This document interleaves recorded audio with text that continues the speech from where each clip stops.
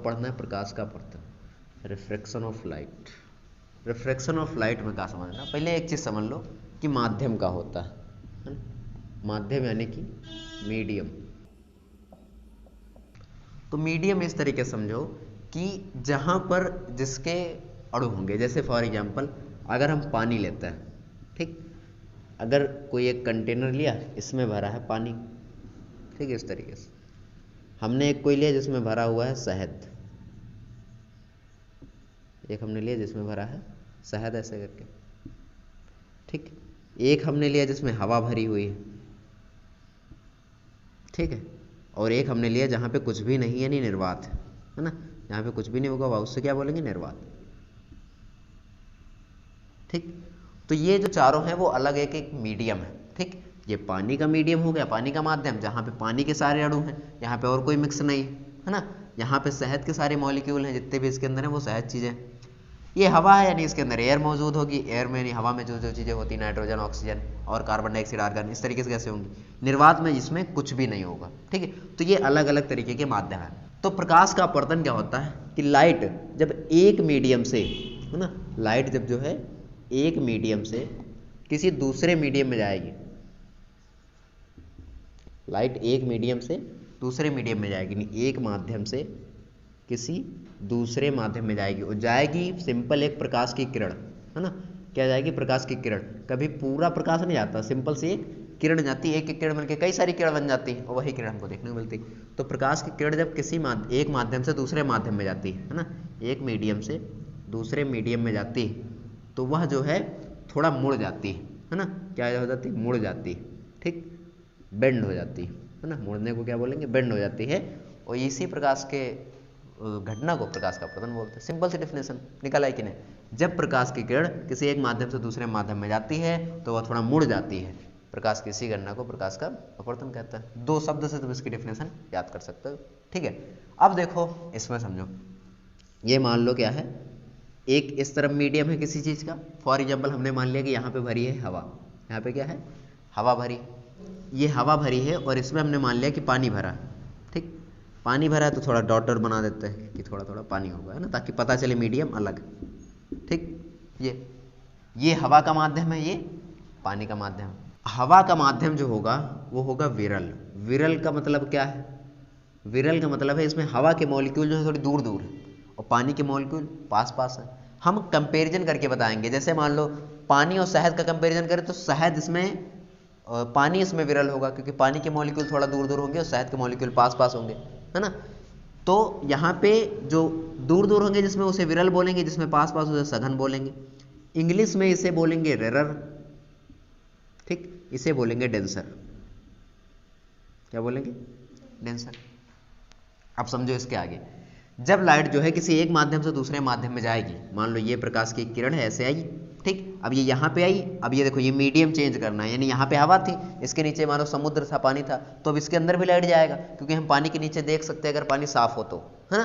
तो पानी के नीचे जब देखेंगे यहाँ पे तो हमको यहाँ पे थोड़ा टेढ़ा दिखेगा, क्या दिखेगा, थोड़ा बेंड यानी कि मुड़ा हुआ दिखेगा, टेढ़ा, ठीक, हमको दिखेगा टेढ़ा, थोड़ा बहुत टेढ़ा दिखेगा, ठीक। ये टेढ़ापन किधर का मुड़ेगा ये डिपेंड करता है कि जो ये माध्यम है वो विरल है या फिर सघन, ठीक, माध्यम विरल है या फिर सघन। हमने जैसे उसमें एक अभिलंब डाला था वैसे यहाँ पर भी एक अभिलंब डालेंगे, ठीक, कहाँ पे डालेंगे, जहाँ पे ये पॉइंट हो रहा, ठीक। इसमें भी सबके नाम देने हैं, ये आपतित किरण है और ये अपवर्तित किरण हो जाएगी। उसमें देखो ये आपतित आने वाली किरण, आपतित किरण यानी इंसिडेंट रे, यहाँ पे इंसिडेंट पॉइंट, है ना, यानी आपतन बिंदु। ये जो किरण है इसको बोलेंगे अपवर्तित किरण। क्या बोलेंगे, अपवर्तित किरण, क्योंकि अपवर्तन के बाद बनी है ना, अपवर्तन के बाद जो किरण गई उसे क्या बोला, अपवर्तित किरण। जैसे प्रकाश के परावर्तन में परावर्तन के बाद जाती है तो परावर्तित किरण, है ना, यहाँ पे अपवर्तित किरण, इसको बोलेंगे रिफ्रैक्टेड रे। अब देखो इसके आगे, ये प्रकाश की आपतित किरण है, ये एक माध्यम से दूसरे माध्यम में गई तो थोड़ा बहुत मुड़ गई, है ना, लेकिन ये मुड़ी किस तरफ, अभिलंब की तरफ, है ना, ये मुड़ी किस तरफ, अभिलंब की तरफ। ये अभिलंब से उस तरफ भी जा सकती थी, इधर भी जा सकती, उधर भी जा सकती। ये डिपेंड कब करेगा, जब माध्यम कैसा होगा इस पर, इसके ऊपर नियम है। देखो कैसे, इसका रूल नंबर 1, अगर माध्यम विरल से सघन में जाती है प्रकाश की किरण, किसमें, विरल से, अगर प्रकाश की किरण विरल से सघन में जाएगी तो अभिलंब की ओर मुड़ेगी, किधर, अभिलंब की ओर, ठीक, किधर मुड़ेगी, अभिलंब की ओर मुड़ेगी अगर प्रकाश की किरण किधर जाती है, विरल से सघन की तरफ। देखो विरल से सघन में गई तो क्या हुआ, अभिलंब की ओर मुड़ी। लेकिन जब यही हो जाएगा उल्टा, यानी सघन से विरल में होगी, किसमें, सघन से विरल में होगी, तो अभिलंब से दूर हटेगी, यानी उस तरफ जाएगी। ठीक, क्या होगी, अभिलंब से दूर जाएगी, अभिलंब से दूर। ठीक, अभिलंब से दूर जाएगी। ये इसका हो गया कौन सा नियम, जो पहला नियम हो गया। ठीक, कि जब माध्यम विरल होगा, जब माध्यम में प्रकाश जो है विरल से सघन में जाएगा तो अभिलंब से दूर हटेगा, और जब सघन से विरल में जाएगा तो अभिलंब की ओर मुड़ेगा, और जब सघन से विरल में जाएगा तो अभिलंब से दूर हटेगा। ठीक, फिर से सुन लो कि जब प्रकाश की किरण विरल से सघन में जाएगी तो प्रकाश की किरण अभिलंब की ओर मुड़ेगी, और जब सघन से विरल में जाएगी तो अभिलंब से दूर हटेगी। ठीक, ये इसका पहला नियम हो गया। अब इधर इसको समझो दूसरा नियम। ठीक, दूसरा नियम जो है वो जैसे प्रकाश के परावर्तन का दूसरा नियम था वैसे ही है ना। प्रकाश के परावर्तन का जो हमने दूसरा नियम बताया, प्रकाश का सेकंड वाला, कि ये जो आपतित किरण है, ठीक, आपतित किरण, ठीक, आपतित किरण और आपतन बिंदु, आपतित किरण और आपतन बिंदु, ठीक, तथा ठीक, जो तुम्हारी ये वाली किरण अपवर्तित किरण है ना, अपवर्तित किरण, अपवर्तित किरण जो होंगे वो तीनों एक ही तल पे होंगे। वो कहाँ होंगे, तीनों एक ही तल पे होंगे। यहाँ पे वर्तित किरण हो गया, उसमें परावर्तित किरण था। ठीक, तो ये बात है रखनी, आपतित किरण, आपतन बिंदु तथा अपवर्तित की तीनों एक ही तल पे होते हैं। तीसरा नियम क्या कहता है, तीसरा नियम ये कहता है जो ये वाला एंगल है, ये एंगल बना इंसिडेंट एंगल, यानी एंगल आई है ना, ये वाला एंगल बना रिफ्लेक्टेड एंगल, इसलिए एंगल आर। ठीक है, तो इसमें जो एंगल आई और एंगल आर है इसमें थोड़ा अलग होगा। ठीक है, इसमें आप ये जो कोण होगा उसको बोलेंगे आपतन कोण। क्या बोलेंगे, आपतन कोण। और इस कोण को क्या बोलेंगे, अपवर्तन कोण। क्या बोलेंगे, अपवर्तन कोण। ठीक है, इंग्लिश में इसे बोलेंगे इंसिडेंट एंगल, इंसिडेंट एंगल, और इस वाले को बोलेंगे रिफ्लेक्ट एंगल, रिफ्रेक्ट है ना, रेफ्रेक्ट एंगल, रिफ्रेक्ट एंगल। समझ गए इतनी बात।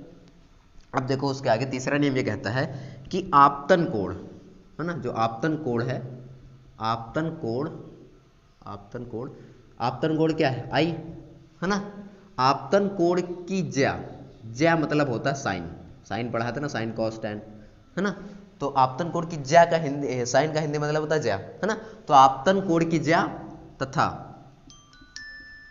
अपवर्तन कोण की ज्या तथा अपवर्तन कोण की ज्या, अपवर्तन कोण यानी आर, ज्या का मतलब साइन है ना, अपवर्तन कोण की ज्या का जो अनुपात है ना, अनुपात मतलब कि बटे है ना, फ्रैक्शन के रूप में बटे, ऊपर नीचे लिख देना।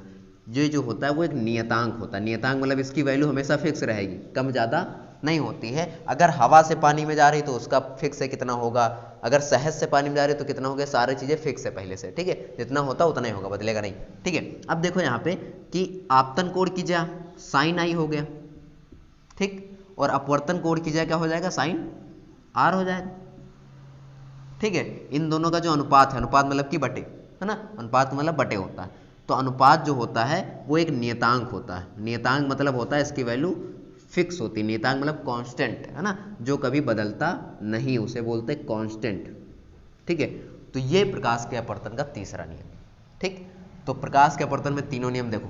पहले प्रकाश के अपवर्तन क्या होता है, जब प्रकाश की किरण किसी एक माध्यम से दूसरे माध्यम में जाती है तो अपने मार्ग से या फिर वो थोड़ा मुड़ जाती है, प्रकाश की किसी गणना को प्रकाश का परावर्तन अपवर्तन कहते हैं। फिर इसमें देखो ये एक तुम्हारा मीडियम है, ये हवा का माध्यम है, ये पानी का माध्यम है, ये विरल है, ये सघन है यानी रेरर है, डेंसर है। ठीक है, तो ये आपतित किरण है। आपतित किरण जब किसी सघन माध्यम में जाती है, मतलब सघन से विरल किसी माध्यम में जाए तो वो थोड़ा बहुत मुड़ेगी।